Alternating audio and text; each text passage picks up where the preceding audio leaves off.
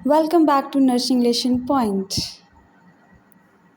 तो आज हम देखने वाले हैं 24 to 30 वीक्स पे। तो 24 वीक्स में क्या डेवलपिंग होती है फीटल में। The foetus being to gain weight steadily but still appear scrawny. जो फीटस का वेट है वो गेन तो होती है, बढ़ती तो है 24 वीक्स में, लेकिन क्या होती है अभी भी फीटल जो है बहुत ज़्यादा दुबला पतला दिखता है। The skin is typically wrinkled and red. Skin जो है वो झुर्रियाँ जैसी रहती है और रेड कलर का रहता है। The head is still quite large compare to the rest of the body. Head अभी भी जो भी बॉडी की तुलना में बहुत ज़्यादा बड़ा रहता है। Eyebrow and eyelashes are recognisable. Eyebrow और आई लेसेस जो है वो रिकोनाइजेबल 24 वीक्स में हो जाती है। 26 वीक यानी कि छठे महीने के बाद और 7वें महीने से पहले जो सप्ताह चलता है, तो उसमें क्या होती है, the foetus can response to sound that occurs both inside the mother body and outside in mother surrounding. बच्चे का जो सुनने का जो प्रोसेस है वो स्टार्ट हो जाती है अच्छे से, क्योंकि अभी हमने देखा था कि 5th मंथ में ही जो हियरिंग अपेयर हो जाता है। तो 26 वीक में क्या होती है, बच्चा जो भी साउंड क्रिएट होता है माँ के शरीर के अंदर या फिर माँ के शरीर के बाहर, उस पर रिस्पॉन्स देना स्टार्ट कर देता है। इसलिए कहते हैं कि जैसे आपकी एक्टिविटीज़ होगी, जो भी आपका बिहेव होगा, उसके अकॉर्डिंग बच्चे का ग्रोथिंग होगी। आप अगर घबराहट या टेंशन लेंगे तो बच्चे भी उसी तरीके से होंगे।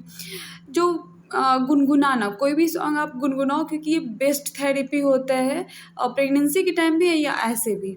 जब भी आपका मन घबराए तो आप अपने पास एक प्ले कर लीजिए सॉन्ग को, जिससे क्या होगा, आप भी रिलैक्स होइएगा और बच्चे भी रिलैक्स होंगे, और जैसे ही फीटस रिलैक्स होंगे तो उनकी ग्रोथिंग अच्छे से होगी।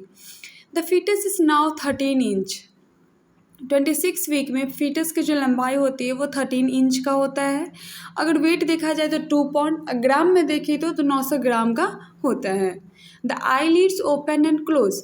बच्चे जो है, जो फीटस है, वो अपना आँखें खोलना बंद करना स्टार्ट कर देता है। Approximately 85% of babies born alive now will survive if they born in hospital with high risk hospital.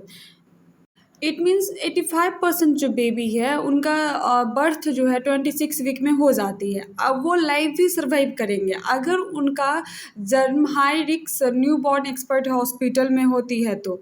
This babies will extensive in ICN। उस बेबी को ICN में स्टे करनी पड़ती है, जिसमें से 30% बेबी जो होती है वो परमानेंटली डिसेबिलिटी हो जाते हैं, क्योंकि 9 मंथ तक बच्चे में कुछ ना कुछ ग्रोथिंग होती रहती है। 26 वीक्स में तक कुछ ऑलमोस्ट जो बॉडी का स्ट्रक्चर है वो कंप्लीट हो जाता है, लेकिन अभी भी फीटस इमेच्योर रहते हैं। 28 वीक्स यानी कि 7 मंथ, 7वें महीने में क्या होता है, eyelashes and eyebrow are present. Eyelashes और आईब्रोज जो है अच्छे से दिखने लगती है। 26 वीक में क्या देखे थे, शेप एंड साइज में आ रही थी, लेकिन 28 वीक्स में दिखने लगती है। Foetus has good head of hair. Foetus के सर में अच्छे से बाल निकल जाती है। The thin red wrinkled skin of foetus is covered with white cheesy like substance called vernix क्यूसेसा।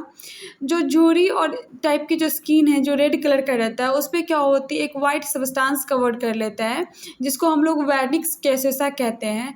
ये क्या करती है, जो बच्चों को एमनियोटिक फ्लूइड से स्किन को ड्राई होने से बचाती है। अक्सर एग्जाम में ये क्वेश्चन आता है, जो कौन से सब्सटेंस कवर्ड करती है जो प्रोटेक्ट करते हैं ड्राई होने से, तो वैनिक्स क्यूसेसा। द फीटस का जो लंबाई है वो 13.5 इंचेस का होती है। अगर उसका वेट देखा जाए 28 वीक्स में, तो ग्राम में 900 से लेके 1000 ग्राम का बच्चा होता है। Approximately 91% feet infants born in this age will survive if born at a hospital that provide the expected high risk newborn care। 91% जो फीटल होते हैं ना, उनका बर्थ 28 वीक्स यानी कि 7वें महीने में हो जाता है, और वो लाइफ भी सर्वाइव करेंगे अगर उनका birth high risk new born care में किया गया तो।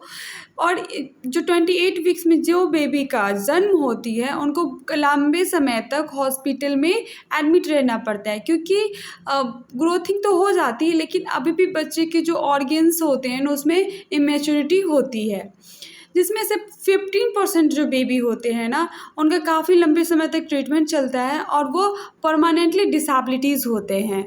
28 वीक्स तक जो है लंग्स है वो प्रॉपरली डेवलप्ड होते रहते हैं, लेकिन अभी भी बच्चे में जो है वो इमेच्योरिटी होती है। 30 वीक्स यानी कि 7वें महीने से बाद और 8वें महीने से पहले। इसमें क्या होती है, the lungs of foetus become more mature with each week that is spend in the uterus. Uterus में बिताए हुए हर एक सप्ताह में जो फीटस का जो लंग्स है वो मैच्योर होते रहते हैं।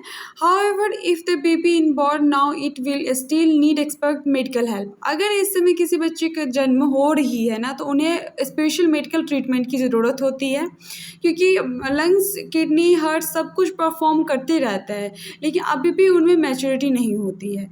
इस समय जो बच्चे की लंबाई होती है वो 14 इंच का होता है एंड वेट अबाउट 2.5 पाउंड्स। बच्चे का वेट जो होता है अगर ग्राम में देखें तो 1000 से लेके 1100 ग्राम का बच्चे का वेट होता है। Approximately 95% infant born in this time will survive the born in the hospital with ICN. Most will be spent the survival weeks in the ICN. Approximately 95% जो इन्फेंट्स अगर जन्म लेते हैं इस समय 30 वीक्स में, तो उन्हें उस हॉस्पिटल में रखा गया जिस हॉस्पिटल आईसीयू हो तो वो इस्टेबल कर सकते हैं। कुछ बच्चे को, कुछ लोगों को क्या होता है आईसीयू में बहुत दिन तक स्पेंड करना पड़ता है, क्योंकि अभी जो बच्चे हैं उनको ट्रीटमेंट की बहुत ज़्यादा ज़रूरत होती है।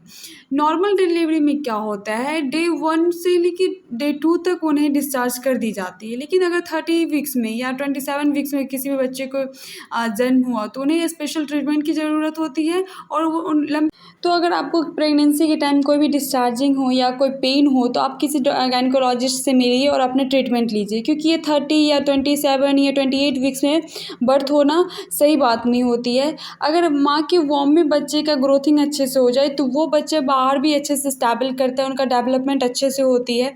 अगर माँ के वॉम में ही वो इमेच्योर बर्थ होती है तो फिर वो बच्चे को आगे तक भी परेशानियाँ बहुत ज़्यादा होता है। तो आज के लिए बस इतना ही। अब हम नेक्स्ट वीक में 32 वीक्स से देखने वाले हैं। अगर आपको वीडियो अच्छा लगा तो please like, subscribe and share कीजिएगा। Thank you.